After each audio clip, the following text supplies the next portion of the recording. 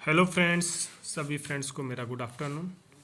Friends, आज जो हमारी क्लास है वो भारतीय संविधान की सेकंड क्लास है, जिसमें हम बात करने वाले हैं भाग एक की, जो कि अनुच्छेद 1 से 4 तक में है, और भाग 2 जिसमें अनुच्छेद 5 से लेकर 11 तक है। तो आइए दोस्तों, चलते हैं हम हमारे चैप्टर की ओर। भाग एक में दोस्तों अनुच्छेद 1 से लेकर 4 तक है, और भाग 1 के अंदर संघ और उसका राज्य क्षेत्र के बारे में बताता है। तो इससे आपको 3 क्वेश्चन मिलेंगे कि भाग 1 किससे संबंधित है, तो उसमें इसका आंसर होगा संघ और उसके राज्य क्षेत्र से। दूसरा क्वेश्चन होगा कि भाग 1 में कौन कौन से अनुच्छेद हैं, तो अनुच्छेद 1 से लेकर 4 तक। चलो चलते हैं अनुच्छेदों की ओर। अनुच्छेद 1 में है दोस्तों संघ का नाम और राज्य क्षेत्र। मैं इसको थोड़ा सा और विस्तार से बता देता हूँ। उसमें लिखा हुआ है अनुच्छेद 1 में कि इंडिया दैट इज भारत, और उसके राज्य क्षेत्र कि कौन कौन से उसके राज्य होंगे, इसके बारे में बताया गया है।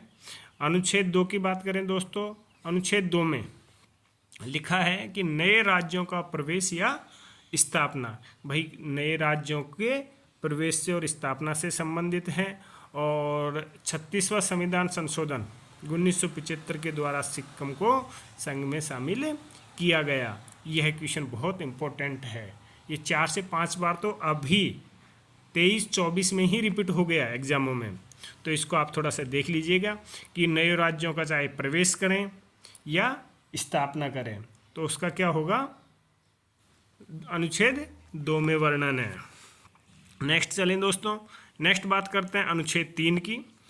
अनुच्छेद 3 में क्या है, नए राज्यों का निर्माण और वर्तमान राज्यों के क्षेत्र, सीमा व नामों में परिवर्तन। देखिए, इसको समझिए अब कि जो नए राज्यों का निर्माण करना है वो उन्हीं राज्यों में से जैसे करना है। जैसे आपको मैं बता दूं, पहले मध्य प्रदेश था, उसमें से फिर काट के क्या बनाया है, उत्तराखंड, ये बनाए हैं ना।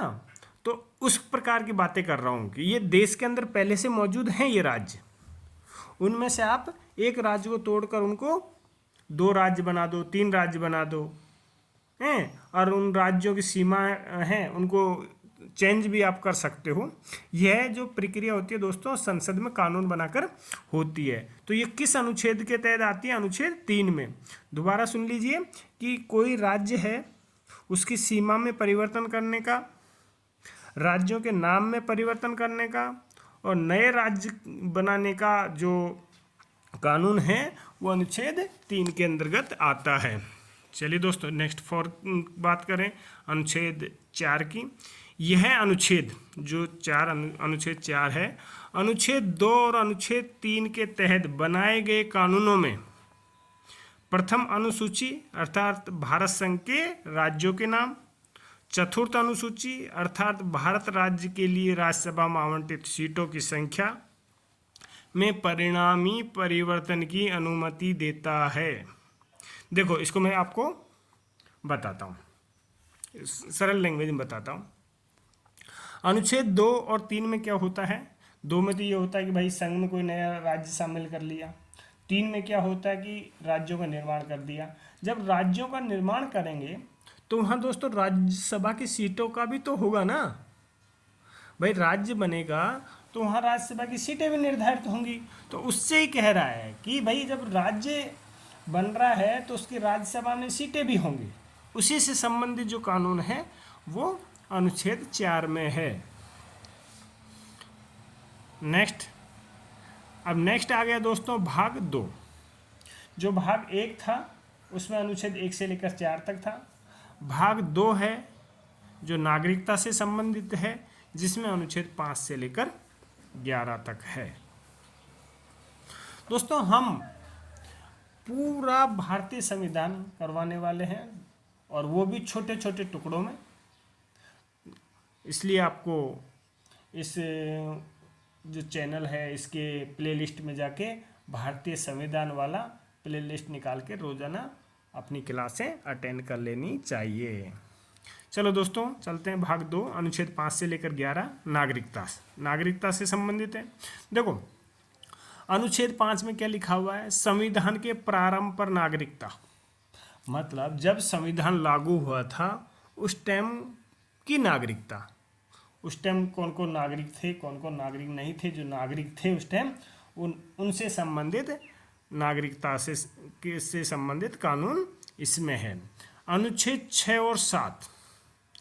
और 7 में दोस्तों पाकिस्तान से भारत में प्रव्रजन करने वाले कुछ व्यक्तियों की नागरिकता से संबंधित अधिकार हैं, कि जो पाकिस्तान से भारत में प्रव्रजन करते थे उन व्यक्तियों की नागरिकता से संबंधित अधिकार है। काफ़ी उनमें बांटे गए हैं, तो मैं उसमें डीपली नहीं जाऊंगा क्योंकि ये कोई ज़्यादा मोस्ट इम्पोर्टेंट नहीं है और यहाँ से क्वेश्चन अभी तक आया भी नहीं है, ना आने के चांस हैं, इसलिए मैं इसको विस्तार से नहीं लिखा हूँ, सॉरी। अनुच्छेद 8, इसको थोड़ा देखिएगा। भारत से बाहर रहने वाले भारतीय मूल के कुछ व्यक्तियों के नागरिकता के अधिकार से संबंधित है। भारत से बाहर रहने वाले भारतीय मूल के कुछ व्यक्तियों के नागरिकता के अधिकार से संबंधित है। इसको थोड़ा सा सिंपल लैंग्वेज में समझिए, मैं लिखा हूँ साथ में ही। अनुच्छेद 8 उन व्यक्तियों के लिए नागरिकता के अधिकार प्रदान करता है जो भारत के बाहर रहते हैं लेकिन उनके माता पिता या दादा दादी भारत में पैदा हुए थे। ठीक है दोस्तों, अब नेक्स्ट बात करते हैं हम अनुच्छेद 9 की। विदेशी राज्य की नागरिकता स्वेच्छा से अर्जित करने पर नागरिकता का नहीं होना। इसमें क्या होता है कि जैसे कोई नागरिक या कोई व्यक्ति जो भारत का नागरिक है, वो किसी दूसरी देश की नागरिकता अर्जित कर लेता है स्वेच्छा से, तो उसकी भारत की नागरिकता स्वतः ही समाप्त हो जाएगी। इसका प्रावधान है अनुच्छेद 9 में। अब बात करते हैं अनुच्छेद 10 की। अनुच्छेद 10 में लिखा है दोस्तों, नागरिकता के अधिकारों की निरंतरता से संबंधित, निरंतरता से मतलब रेगुलरिटी से संबंधित। अब इसको थोड़ा सा सिंपल भाषा में समझते हैं कि जो लोग पहले से ही भारतीय नागरिक हैं वे संसद द्वारा बनाए गए किसी भी कानून के अधीन रहते हुए नागरिक बने रहेंगे। ठीक है दोस्तों, जो भारत के पहले से ही नागरिक हैं वे संसद द्वारा बनाए गए किसी भी कानून के अधीन रहते हुए नागरिक बने रहेंगे। नेक्स्ट अनुच्छेद की बात करें, नेक्स्ट अनुच्छेद है अनुच्छेद 11।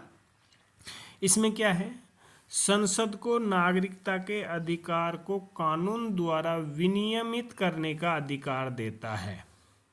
अब इसको मैंने सिंपल लैंग्वेज में लिखा है कि नागरिकता के अर्जन और समाप्ति, मतलब नागरिकता का अर्जन और समाप्ति तथा नागरिकता से संबंधित अन्य सभी विषय पर कानून बनाने का अधिकार संसद को है। भाई किस नागरिकता किसको देनी है और किसकी समाप्त करनी है, इससे संबंधित जो भी कानून बनाने का अधिकार है वो संसद के पास में है। दोस्तों आज हमारे 2 भाग हो गए, भाग 1 और भाग 2।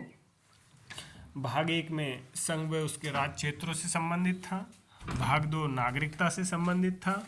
अब हमारी जो नेक्स्ट क्लास होगी वो मूल अधिकार से संबंधित होगी और मेरा प्रयास रहेगा कि ऐसे ही छोटी छोटी 10-10, 15-15, 20 मिनट की क्लास लेकर आपका पूरा भारतीय संविधान सिंपल और सादा भाषा में करवा दूँ ताकि आपको समझने में दिक्कत नहीं हो। आज की वीडियो में इतना ही, और अभी तक जिन दोस्तों ने मेरा चैनल सब्सक्राइब नहीं किया दोस्तों, चैनल को ज़रूर सब्सक्राइब कर लो, क्योंकि इस चैनल पर आपको संपूर्ण जानकारी मिलने वाली है जो कि भर्ती या यूँ कहें जो आने वाली भर्तियां या स्टडी मटेरियल है वो इस पर मिलने वाला है। सभी दोस्तों को मेरा फिर से गुड आफ्टरनून।